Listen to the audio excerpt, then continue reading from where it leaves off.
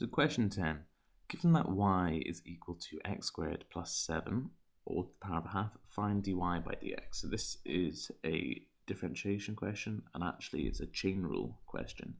So we're told that y equals x squared plus 7 all to the power of a half. And we want to know dy by dx. Okay. So what we're going to have to do here is use the chain rule. So first of all, we'll have to differentiate the bracket, and then we'll have to differentiate what's inside of it and multiply everything by that.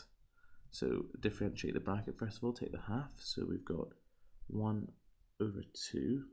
The bracket just stays completely the same. Bracket remains unchanged. Okay. Then decrease this by 1, so minus 1 over 2. Okay. And now we need to differentiate what's inside the bracket. We've got an x squared and a 7, so this x squared just goes to 2x. And then what are we left with? Well, this is divided by half and times by 2, so these are going to cancel out. So what are we left with? We're left with an x term. And because this is minus, we can take this down to the bottom.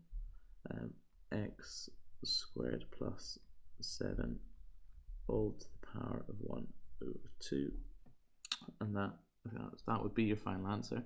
But you can make it even just looks a bit prettier. You can do the square root of x squared plus 7. That's your final answer there. So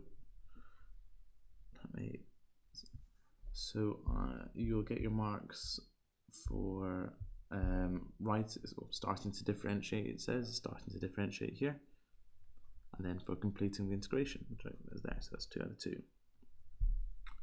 2 out of 2. Okay. And part B. So hence find the integral of 4x over the square root of x squared plus 7 dx. Okay, so this looks dead scary, but it's only for 1 mark. So you know it's going to be quite simple, but often these kind of 1 mark questions people spend a lot of time on, but because they can be a bit of a brain teaser, if you will. Well, you should be able to see here that our final answer here is exactly the same as this answer here, apart from this 4 term. Well, what you should know is that with integration, I'm going to write with differentiation, integration, 1 sec, x squared plus 7 dx. When we talk about this dx term, we're saying only be worried about terms that have an x, right? So what we can do is actually just take this 4 out of the integral at all, completely even, and then we're just left with this square root of x squared plus 7, right? And actually, we just worked out, so if we differentiated to get this, then integrating is just the exact opposite of it. So from A,